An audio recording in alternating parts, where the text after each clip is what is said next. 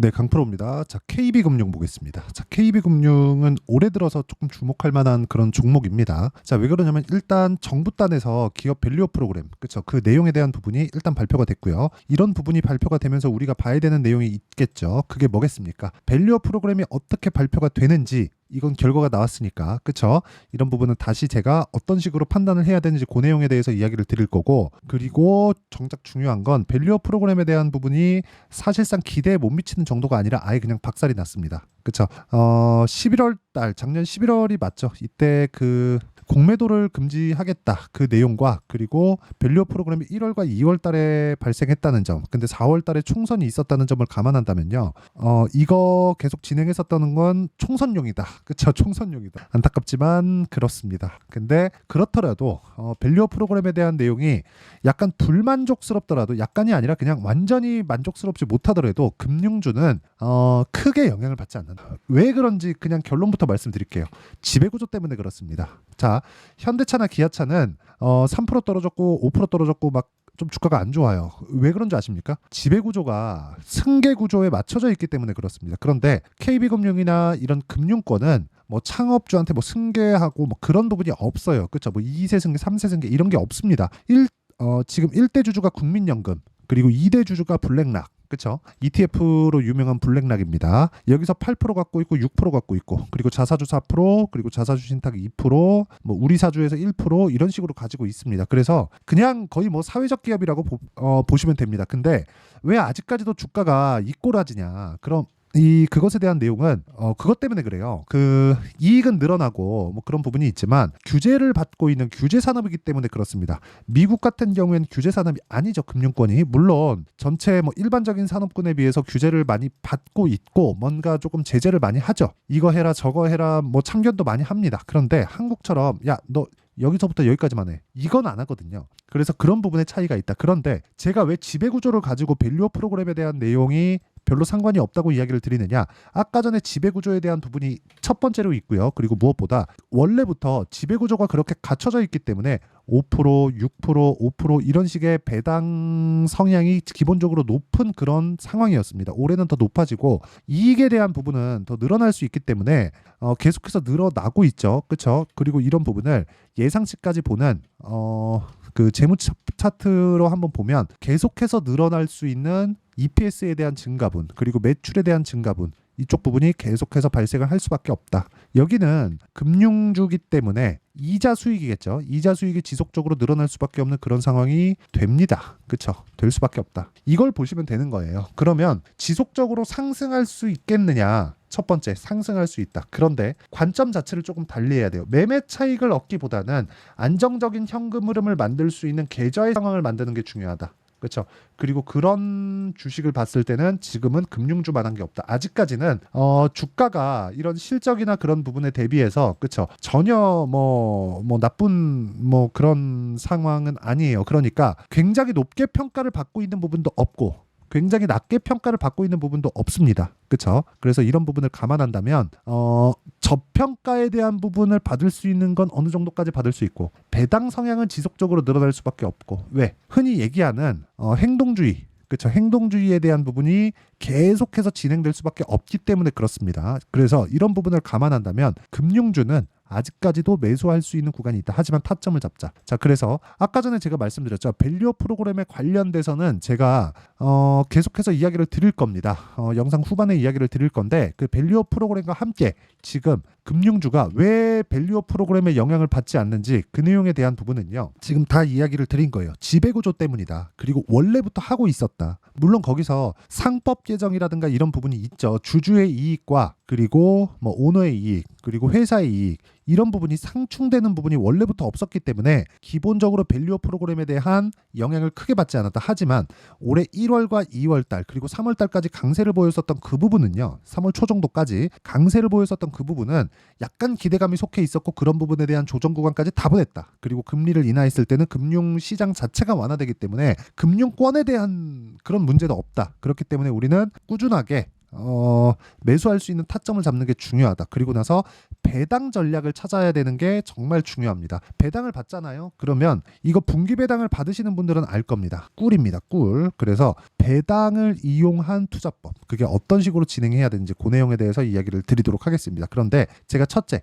타점에 대해서 이야기를 드렸죠. 그 타점에 대해서 이해를 했을 때 어느 정도까지 내가 성과를 낼 수 있는지 간단하게 이야기를 드리도록 하면, 자, 첫 번째 이 화면입니다. 실제 조작이 불가능한 화면이고요. 조작이 가능한 뭐 이런저런 뭐 숫자를 가지고 뭐 이야기를 드리는 그런 내용을 가지고 이야기를 드리는 게 아니라 HTS 화면 그대로 제가 보여드리고 있는 겁니다. 실제 1월 1일부터 5월 3일까지 계좌 수익률은 570%, 그리고 이 내용에 대한 부분은 올라가는 종목을 매매했을 때, 그러면 이런 부분을 감안하면 제가 어떻습니까? KB금융을 보는 건 왜 그래요? 올라가는 종목이니까. 여기서 배당까지 차익을 내면 어떻게 돼요? 꾸준하게 안정적인 현금 흐름을 얻어갈 수 있다는 점, 이게 중요합니다. 5%, 6% 이렇게 배당을 줍니다. 근데 이렇게 배당을 주면서도 주가 빠지면 어떻게 돼야 돼? 이런 부분을 감안하려면 우리가 뭘 해야 돼요? 타점에 대해서 이해를 해야 되고, 타점에 대해서 이해를 했을 때 아까 전에 보셨던 이런 정도의 계좌 수익을 만들어갈 수 있다는 점, 이게 중요합니다. 그리고 그 타점에 대한 부분은 여기 간단하게 이해를 하실 수 있는데, KB금융 제가 왜 봐요? 올라가고 있으니까. 내려가면 뭘 해요? 안 봅니다. 다 팔아요. 배당이고 나발이고 안 해요. 필요 없습니다. 왜? 시세가 기본적으로 깔려야 되기 때문에. 하지만 KB금융이 올라가 봐야 사실 얼마나 올라가겠습니까? 이게 뭐 3년, 4년, 5년씩 보유해서 100%씩 올라갈 수 있다는 보장도 사실상 없죠. 사실상 없어요. 근데 금융권의 위험이 빵 터지기 시작하면, 그쵸, 금융권은 어차피 살려야 되기 때문에 그런 부분을 감안하면 매수해야 될 수도 있습니다. 근데 그 유일하게 급락하는 과정에서 매수할 수 있는 게 금융주예요. 그러면 이익에 대한 증가폭은, 그쵸, 어려우면 어려울수록 뭐가 나와요? 금리는 떨어지겠지만 대출에 대한 총량이 늘어나고 예대마진 자체가 계속해서 늘어나는 구조를 갖춰갈 수 있기 때문에. 하지만 이런 구간에서 규제를 받죠.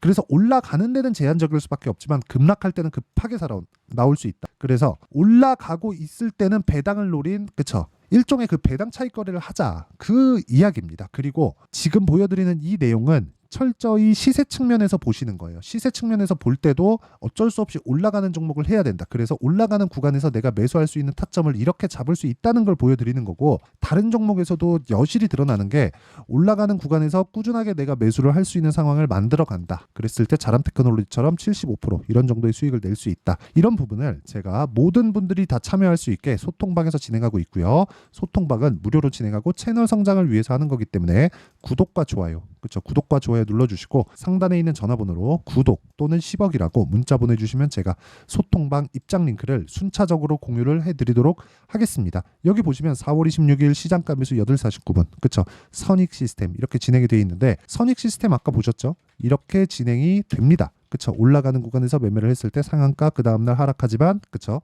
다시 상승하는 구간에서 지속적으로 변동성이 커지고 수익을 낼 수 있는 타점을 잡아낼 수 있고, 이런 부분을 소통방에서 공유하고 있으니까 구독과 좋아요 눌러주시고 상단에 있는 전화번호로 구독 또는 10억이라고 문자 보내주시면 10억 만들기 프로젝트를 진행하고 있는 소통방 입장 링크를 순차적으로 공유를 해드리도록 하겠습니다. 그러면 자, 이렇게 타점을 잡는 원리가 있겠죠. 그 원리에 대한 부분, 그리고 아까 전에 말씀드렸었던 배당 차익거래를 어떻게 내가 끊어가면서 분기 배당을 받을 수 있을까, 이 내용에 대한 부분을 제가 여기 KB금융의 가격과 단기 보유 전략, 그리고 KB금융의 배당을 분기 배당을 받을 수 있는 실시간 타점을 제가 문자로 공유를 해드리도록 할 테니까 구독과 좋아요 눌러주시고요. 상단에 있는 전화번호로 KB, 자, KB라고 문자 보내주시는 분들에 한해서만 제가 KB금융의 단기 보유 전략과 함께 배당을 받을 수 있는, 그쵸, 분기 배당을 노릴 수 있는 실시간 타점을 문자로 공유를 해드리도록 하겠습니다.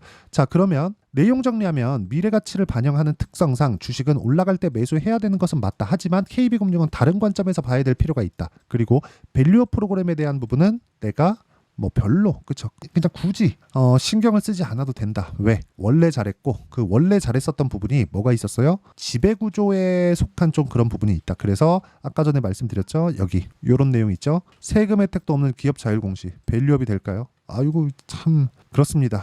뭐 좀 하지, 그쵸, 당국 가이드라인 대부분 자율에 맡겨. 자율에 맡기면 하겠냐고요. 근데 여기는 이익의 구조가 주주의 구조, 그 주주의 이익과 같아지는 거예요. 그래서 배당이 늘어날 수 있었다는 겁니다. 그러면 결과적으로 보면 이런 내용은요 별로 그렇게 중요하지 않다, 그쵸. 그래서 이런 부분 그냥 싹 다 무시하시고요. 무엇보다 우리가 배당을 받을 수 있는, 분기 배당을 받을 수 있는 타점을 지속적으로 공략을 하고 거기서 시세는 플러스 알파다. 그렇죠. 플러스 알파. 그래서 이런 부분을 감안했을 때 내가 어느 정도의 수익을 낼 수 있는지, 그리고 아까 전에 말씀드렸었던 타점은 어떻게 잡아내야 되는지, 그 부분에 대한 결과는 어느 정도 나오는지, 그 내용에 대해서 제가 다 이해를 시켜드리도록 할 테니까 영상 끝까지 시청하시고요. 모든 분들이 성공 투자하셨으면 참 좋겠습니다.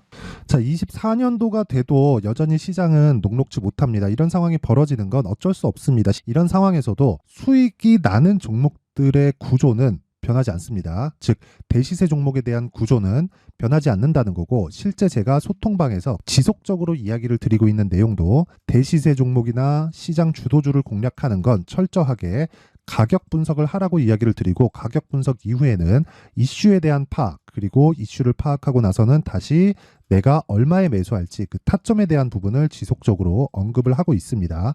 자, 근데 생각해 보세요. 시장이 굉장히 어려웠습니다. 어려운 상황에서의 어떤 종목들이 강했냐 보면 반도체와 그리고 바이오입니다. 자, 실제 여기 보면요.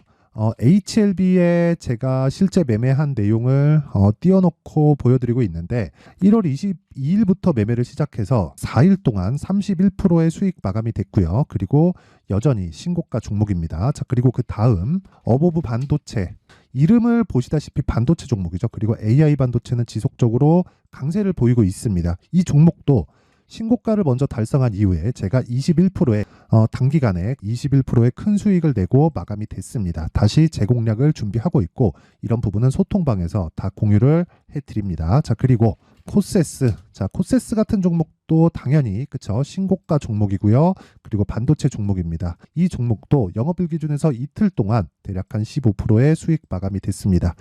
내용을 한번 보시면 어떻습니까? HLB를 포함해서 뭐 30%, 20%, 뭐 15% 이런 식의 수익이 지속적으로 발생하고 있는데, 이 세 종목 모두 다 신고가 종목이고 1월 달에 시장이 약세를 보이고 있는 구간에서도 강했었던 그런 종목입니다. 특징점이 하나 있는데 그 이슈에 앞서서 가격이 먼저 반영했다는 거죠. 그렇게 제가 가격을 먼저 보고 이슈에 대해서 파악하는 이유는 결과적으로는 큰 시세를 먹기 위한 사전 준비 작업입니다. 실제로 큰 시세를 먹기 위해서 사전 준비 작업을 했을 때 여기 레인보우 로보틱스 127%, 그리고 ISC 98%, 그리고 한미반도체 97%의 큰 수익을 내는 상황을 만들 수 있습니다. 어떤 식으로 소통방에서 진행됐는지, 그쵸? 그 상황을 제가 이야기를 드린 건데, 이런 상황도요, 당연히 신고가를 공략했을 때 가능한 겁니다. 자, 그러면 이번에도 마찬가지입니다. 그쵸? 정부 주도의 코리아 디스카운트 해소 방안이 2월 달에 발표를 하고요. 그리고 2월 달에 발표된 내용을 토대로 주가가 움직이는 게 아니라 이미 움직인 내용이 있죠. 실제 이 내용은